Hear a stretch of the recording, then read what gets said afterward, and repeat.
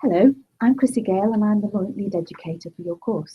Hi there, I'm Jennifer Davidson and I'm the Executive Director of the Institute for Inspiring Children's Futures, which is here based at Strathclyde University. And we are live chatting with you today together at the University of Strathclyde here in sunny Glasgow today. And so we're really delighted that you joined us. Thank you so much for all your participation this week. And we're going to have a relaxing chat together about some of the comments that you've made. And so sit down and make yourself comfortable, and we'll be in this together. Great. As Jennifer said, what we've done this week is we've looked at all the comments you've posted, and thank you very much for that, and the discussions that you've kept going. And we've picked up some of the things that you've all agreed with or maybe disagreed with, and those are some of the subjects that Jennifer and I are going to chat about today.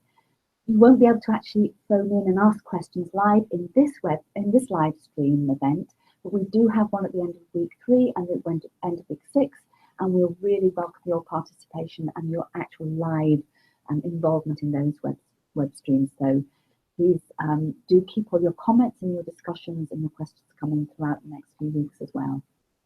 So we've been really blown away by the diversity of the people who have been connecting onto the course and participating in the course from all over the world, from all sorts of different experiences. I know you were talking, Chrissy, about the whole range of countries and regions that were represented. And yeah, it's been amazing. Thank you. We have you joining us from right across the globe. So we have many participants from Latin America and also from North America, from right across Asia, from countries across Africa, and as well as Europe and way beyond. And what's really amazing for me about this is the rich knowledge and experience, whether you're a parent or a family member, maybe a foster carer or another form of care worker, or a professional in any way working and supporting children and families. Your knowledge, your experience, and already the things you're sharing with us is absolutely fantastic. And for me, this is really what makes this course, not just the words on the page and the other voices you're going to listen to, but the way you're interacting, the information you're sending, and how we can share and learn from your knowledge and experience is really great. Yeah. So thank you for that. I think also there's something about just the range of people who are involved that remind us that the concerns for children, particularly those who are at risk of not having parents to care for them adequately, means that it's just such a global issue. You know, this is not something that I think we wrestle with this within our national legislation around the world, but we wrestle with this on a day-to-day basis in our caring environments, and the decisions that are being made about children around the world every second. And I think there's something really lovely about this particular course that really reminds us that what we're dealing with in a children's hearing on a panel in Scotland down the road right now in Glasgow is the same kind of decision that is being thought about and being made for children all around the world. So really stimulating that way. And I think that's very also obvious about how we're all working and thinking together. In some of the steps this week, we talked about the necessity and the suitability principle, and we started to sort of understand a little bit more about what they are and what they actually mean in practice. Throughout the next few weeks, we're going to be talking a lot more about what is the necessity principle, how does it work, and we're going to be learning from other people across the world in videos and in articles about what it means to them and how they're actually doing it, as well as the suitability principle. But one of the things that we see is the unity from all of your comments as to how you agree that these principles are absolutely fundamental and really, really important. But we know, Jennifer, that also people have raised some challenges to implementing the necessity and suitability principle. And I wonder if you want to talk about that a little bit. Yeah, so it's interesting because for sure resources will always be one of the issues that people raise as being a reason why we're not really managing to implement the necessity principle, why we're not really managing to implement the suitability principle in all cases for children. And I think one of the things that we know really well is that this is not exclusive to low-income countries. The problems with implementing the guidelines, both the necessity and the suitability principle, there'll be different problems, there'll be different contexts, that there will be the cultural context, of course, that plays a significant role that some of you mentioned in your comments.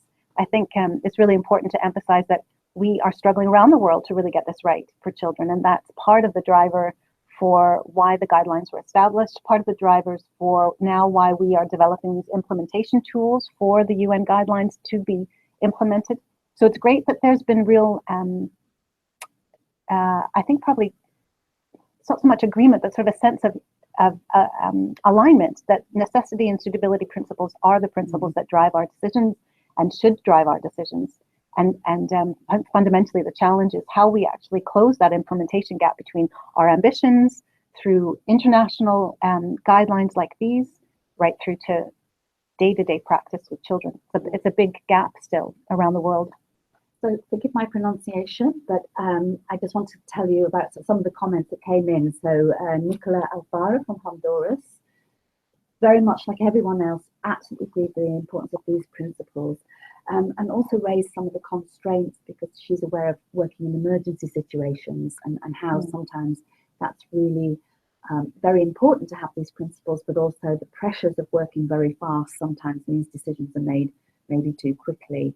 Ali News from Ethiopia also talked about the importance of raising awareness and mobilizing the community also to own these principles and to adhere to them. And Emmanuel Charlie Morgan from Liberia wrote, how important is it that both state and non-state actors work together to understand and implement these principles. And Svetlana Belkova from Russia really highlighted the fact, and something that we really must remember throughout everything that we do, that whatever we do and however we act, it must always be in the best interest of children. And so thank you very much for those comments about that principle. There were some interesting questions about whether or not the guidelines ought to have been compulsory rather than the guidelines that were welcomed by the Assembly. And Nigel Cantwell, who, as we know and you've heard from for the week, has been really a key driver and a chief actor in the developing not only of the Convention on the Rights of the Child, but the guidelines and our MOOC and the other implementation tools, and his reflections about the reasons why it has not been made compulsory. I think many of you came back with sort of a sense that they made those reasons made sense, but some disappointment that they weren't more compulsory. And we were just thinking, I suppose we were thinking about how perhaps it's also worth saying that the fact that the guidelines were welcomed unanimously by the General Assembly in 2009 really gives them some significant power. So while they may not be a convention and have the teeth, perhaps we might feel that conventions would have, neither do we want to underestimate the power of it. And I think the value of having these guidelines as an advocacy tool. And so we're hoping to increase the awareness of the guidelines, but really for people to feel equipped with the knowledge that this is not just a random collection of people who have decided what guidelines are. This was a global effort, a consultative process that was global in scope, that resulted in a unanimous agreement of all country leaders to following these guidelines and implementing them in national context. So I think that's important to emphasize. And as a practitioner, because my background is actually working in child protection and childcare in many countries across the world for the last 20 years. And for me, the guidelines were really, really important. Okay, they weren't compulsory, but they brought us all together. And what was very important for me when I was working maybe with them in a particular country was to say, these were, as you said, put together by a whole consensus of different people from different countries across the world. So it wasn't something that had come out of just New York or somewhere. It was actually the fact that we all agreed right across the world that these guidelines were important and what the guidelines should contain. So I think that's very important for us. I found it very useful in my work when I was working with governments and other people to do that and sharing the guidelines. So again, forgive my pronunciation. Chinenya Nogwaba from Nigeria said, yes, we understand, okay, it's not compulsory, but actually it's our responsibility to make sure it doesn't just remain on paper. And if we all work together, and again, if state and non-state actors actually make these principles and make the guidelines real, it's about the implementation and the doing, which is really, really important. And so until people think about what else the guidelines can be done with, then I think it's important that we actually are looking at the practical implication of them. And he also said, When these guidelines become a critical component of child-focused development interventions, different countries will have no option than to follow the guidelines. And he said, let's get the job done. I like that. That's great. I think there's also really something to emphasize about the Convention on the Rights of the Child. It gives us the broader framework, really have been applied in the guidelines. So in many ways, we're taking one step further forward. The Convention on the Rights of the Child are reflected, those rights are reflected in the guidelines in the context of alternative care.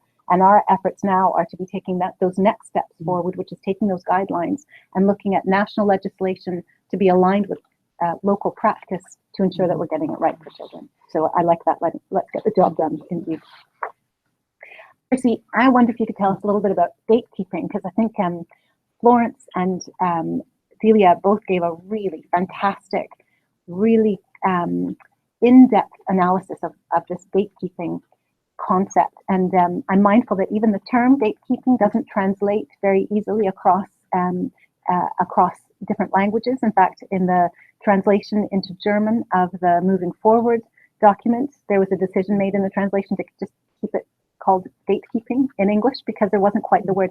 So I think we've got a great picture from Florence and Delia about the complexity of it.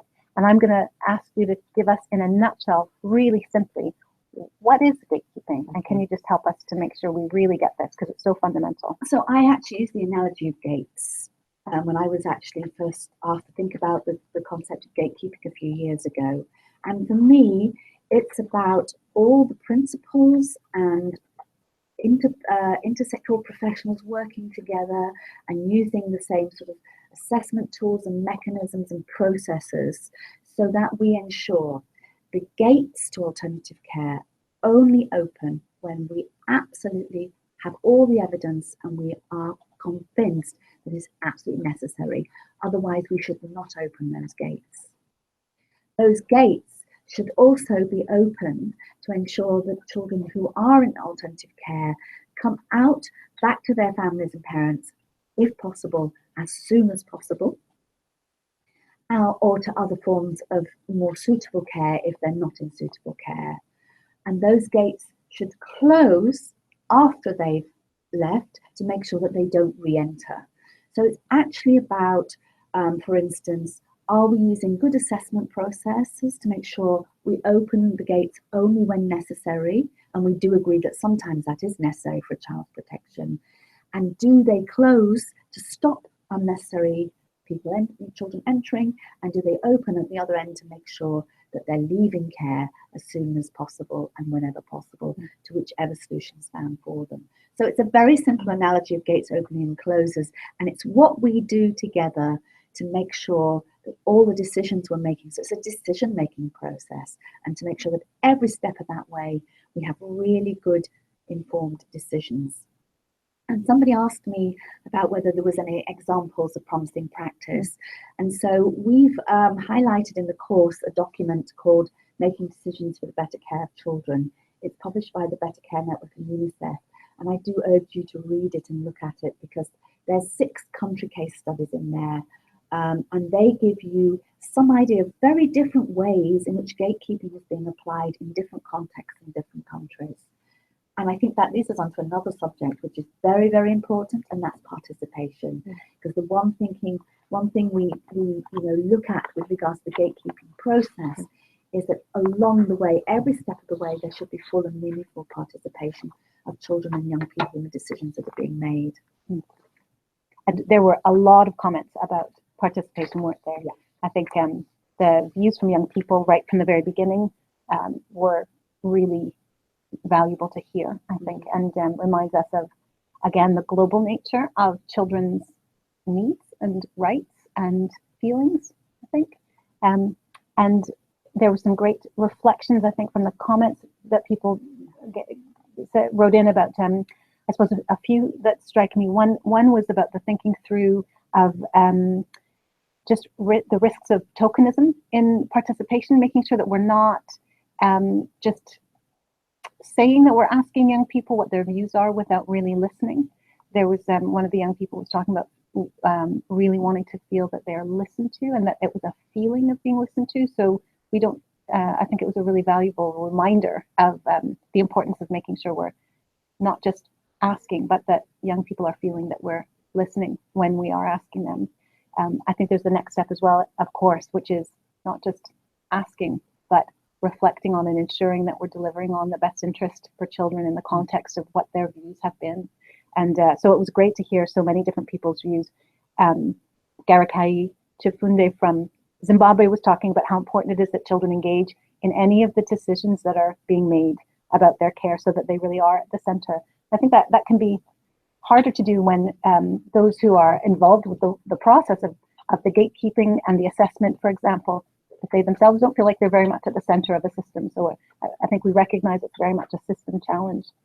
Were there other thoughts that struck you from people's comments about participation? Yeah, I think Catherine Harrison and Johnny Creighton wrote about, again, as you said, it being full and meaningful and really not tokenistic.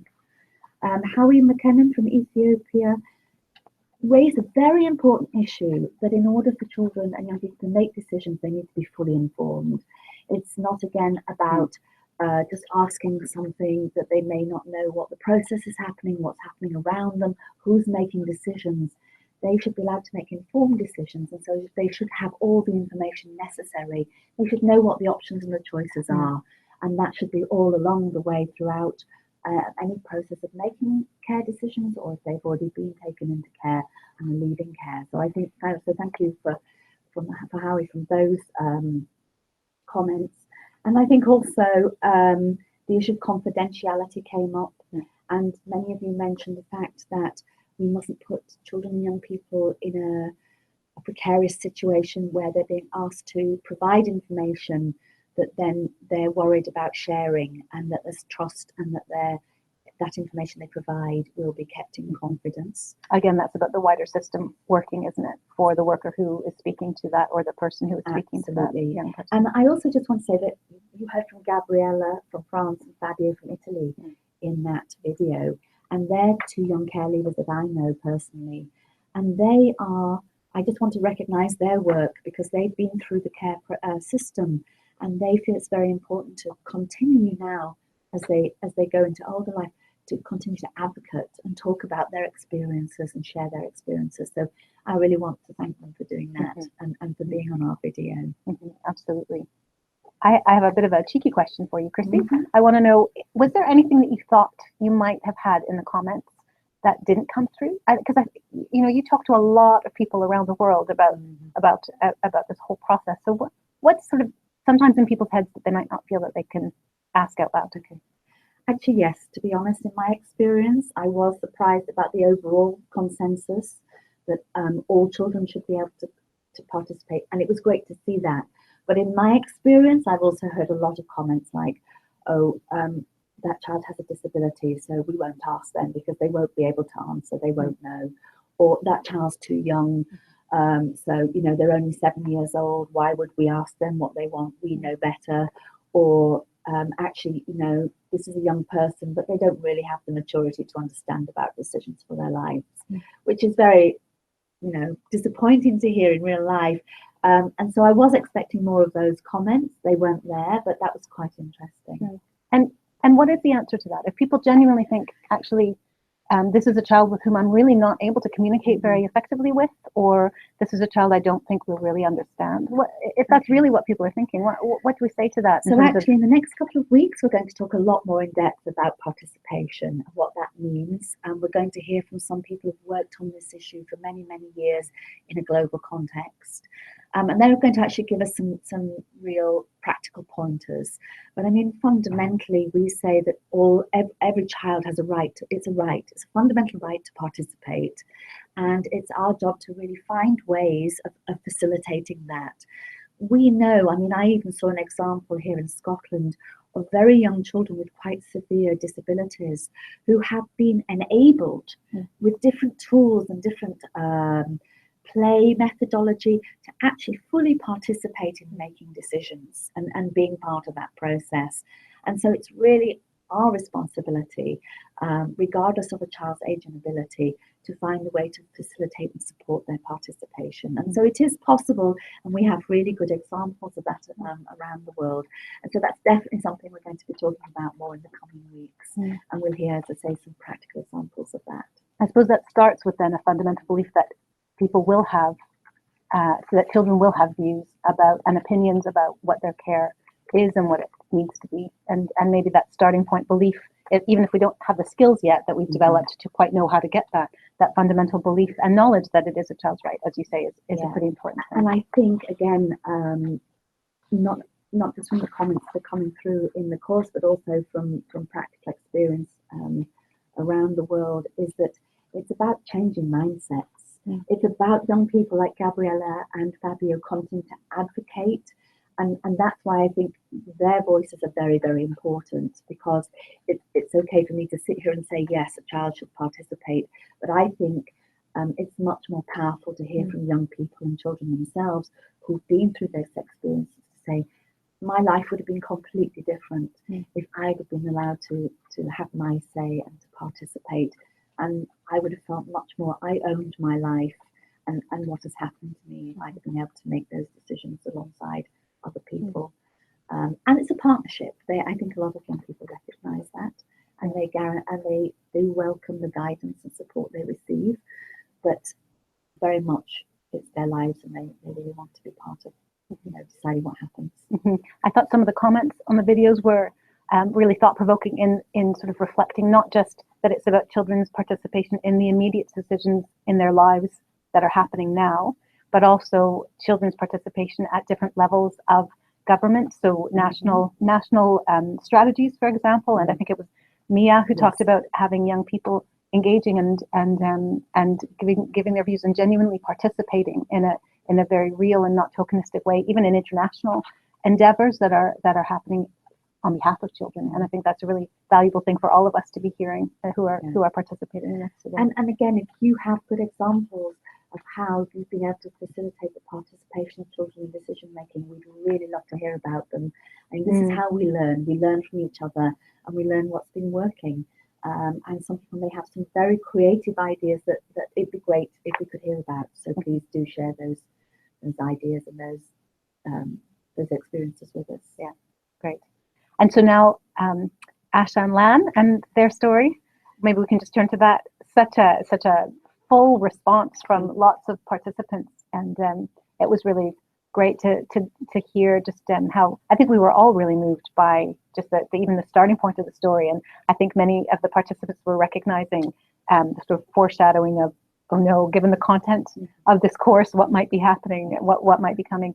There was I want to flag up just one of the comments by John Williams from the US who talked about the push and the pull factors of alternative care, which I thought was really valuable, and particularly when he was talking about poverty being typically a major factor in contributing to children being separated from their parents. But he also talked about, I like that concept of push and pull factors. So he was talking about the factors around conflict between parents or domestic violence or substance misuse on the one hand. That might be some of the push factors, or the pull factors, which are what's pulling children into the system, which we heard about from Florence in the gatekeeping and Delia as well, where they were, anyway, Don Williams is reflecting on the pull factors of recruitment into alternative care for reasons that are not about children's best interests or their rights, and the importance of being able to explore how we support families rather than children coming into the care system. So I thought it was interesting, some of these comments that came out from Asha and Lan's story, because I think it's very clear in that story that poverty is a key factor in their life right now, which is a really significant stressor. Again, all the comments that came in, people were very, very touched. In fact, Rosemary Lulea from Papua New Guinea commented, and she said this is a very touching story, and I think that really reflected a lot of the comments, and also a lot of the comments about how it is a very loving and caring family, and how that's a very important factor, but also this sort of underlying tone of what's happening next, and the one thing, there's two things that people mostly picked up on, as you said, poverty, and there's a concern maybe that's going to be raised as an issue, but also people mentioned the disability. And the fact that Lan was excluded from education, and the fact that, is this also going to be an issue in the family? What happens if there's a concern about, are they going to be able to keep supporting Lan. Her disability is she has a difficulty with her leg, and she needs medicine. She's in pain. So quite a few of you picked up on that. And also Rebecca Reynolds and Amy Chahini Karan noted the lack of sustainability, particularly about the employment of the parents. And I think that came up in quite a few comments. So thank you for noting that. And that is a concern of that, a lot of people around the world are dependent on the sort of work that the parents do, which is not full-time employment. It's very much dependent on context elements. So thank you for picking up on that. And Rob Oliver, though, I think made a really observant and important comment.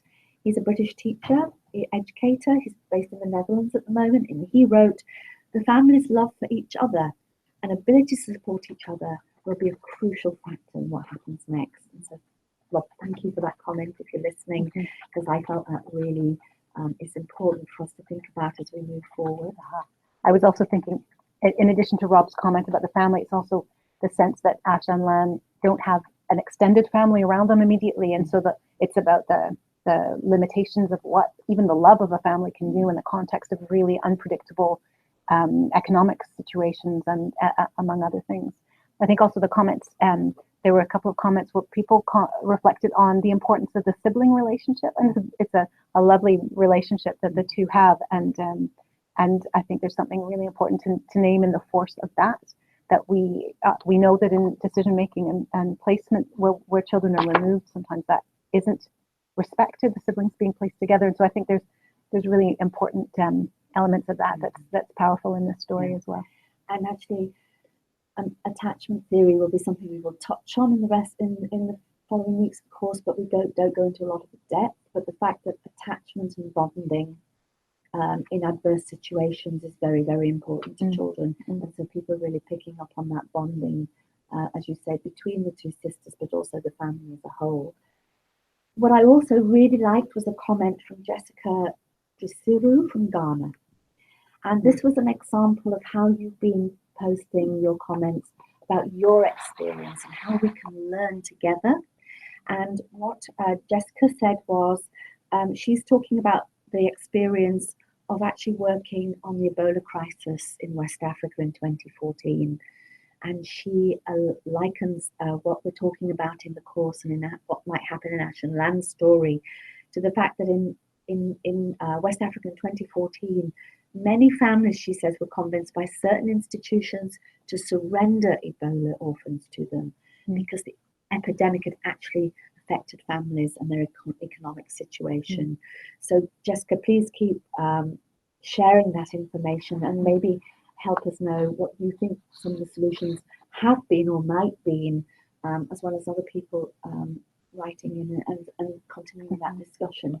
That's another of those push-pull factors, isn't it, where we're thinking about what's drawing children into residential institutions and what are the ways in which they might be able to be kept out. Yeah, and again, something we will be covering quite a lot in the coming weeks, so stay with us. What else, Chrissy, are we going to be covering in the coming weeks? Tell us more. Okay, so next week we're going to be looking a lot more at the necessity principle. What does it actually mean? And particularly around prevention of unnecessary separation of children from their parents or their extended family. And we're going to look at 3 levels of prevention. So we're going to look at what we mean by primary prevention, secondary prevention, and tertiary prevention. And so we're going to unpack the meanings of those 3 different levels. But also what I think is exciting is we've managed to talk to practitioners from different parts of the world about actually what they do in reality every day in their working life to actually work on these issues of prevention. So that's really going to be interesting for us to listen and learn about, again, the how to, what are they doing.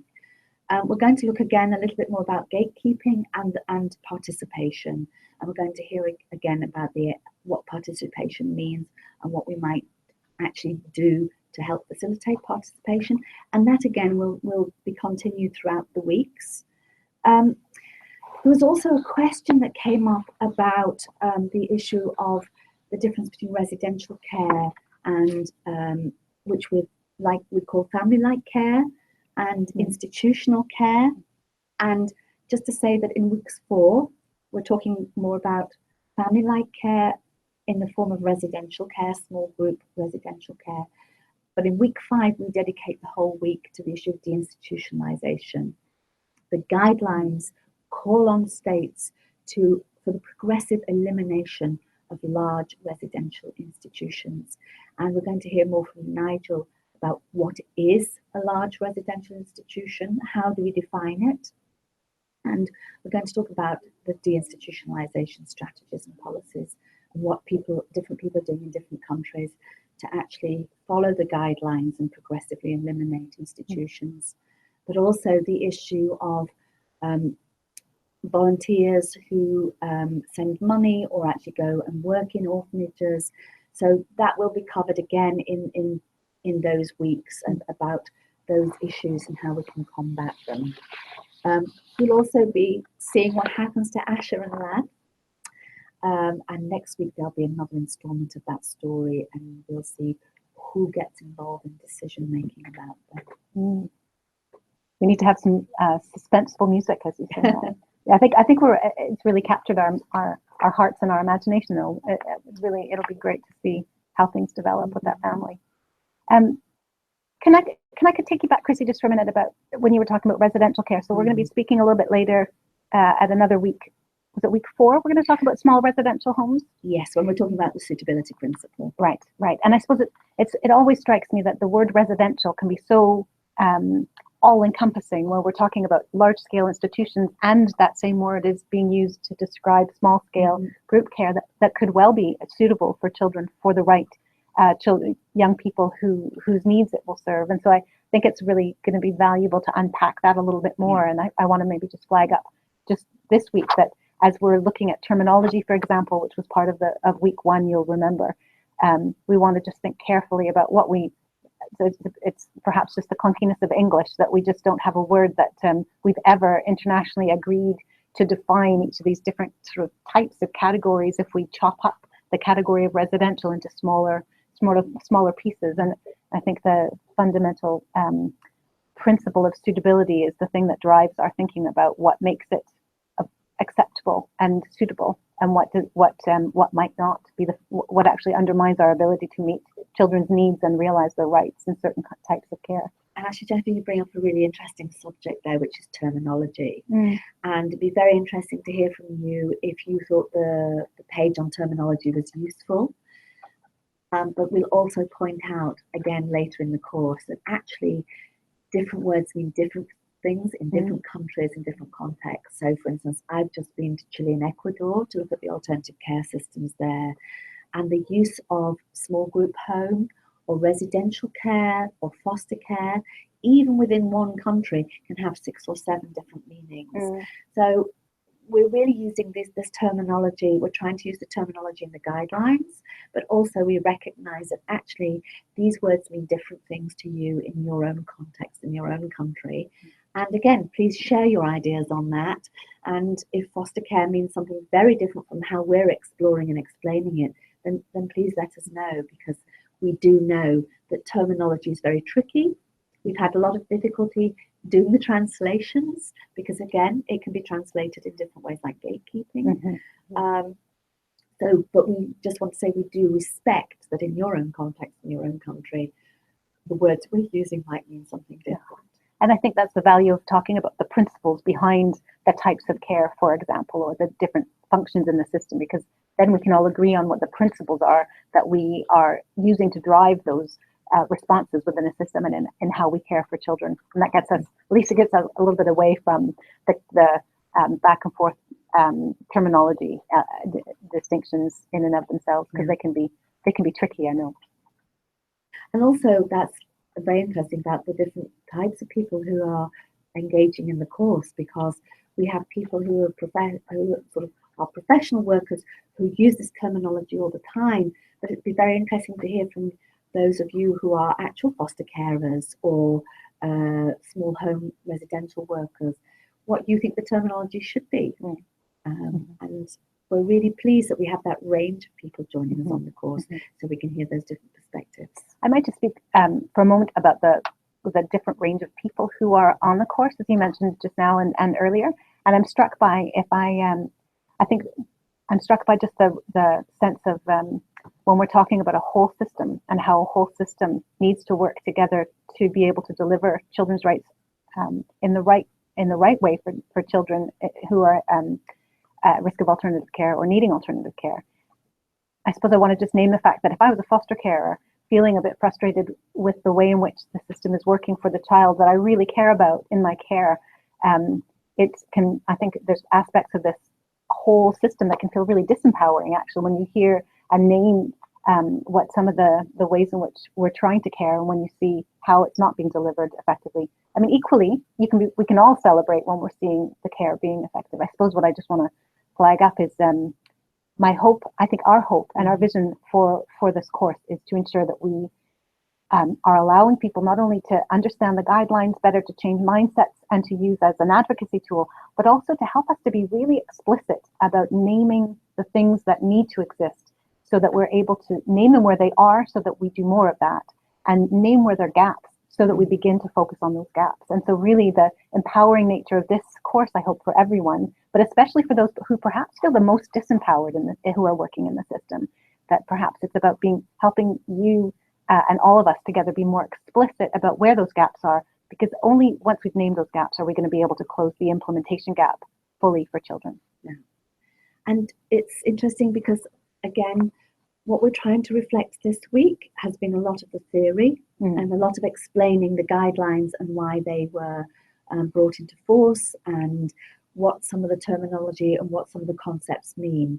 I can assure you that for the rest of the course, although we keep exploring that, those terms, we're actually going to be talking a lot more about the implementation and the how-to and sharing experiences with that. Because when I was speaking to people before we developed this course about what they wanted, a lot of people said, well, we now are really building the legislation and more of the policy in our own countries, but where we're not moving forward is on the actual doing, the implementation. And again, I reiterate the fact that we'll be learning from different people who have been on the ground in relation to using the guidelines and what they mean in practice. We hope will go towards that, helping with that implementation gap, as you said, and really looking at how we can practically, every day, in our everyday lives, whoever we are, use the guidelines in a really positive and practical manner. And we are not going to be able to do that really well unless we've got everyone's participation. So I want to take us back around to the participants on the course to say thank you very much for your interest, for your attention, for the time that you've put into this, and for all your comments. And for those of you who haven't commented yet, please do, because what you offer is so important to our learning. This is not a one-way process at all. We really want to learn from you. This is our opportunity to gather stories and understanding about what's happening around the world. The best practice that you can possibly share with us, we'd love to know, and all of us collectively would love to know that. So thank you so much for your time, for the interaction that you've given us so far. And no matter where you are, and where you work, or what you do, we're really grateful that you've joined us. Yeah, and I just want to reiterate saying thank you for all your comments. I've tried to read all of them. In fact, I have read all of them this week, I promise, and I will continue to do so.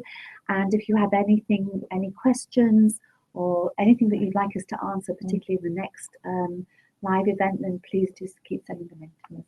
Yeah, so we're listening, we're reading your comments, we're really keen to collect what you're saying, and please come back next week, and we're looking forward to connecting with you online through the course next week.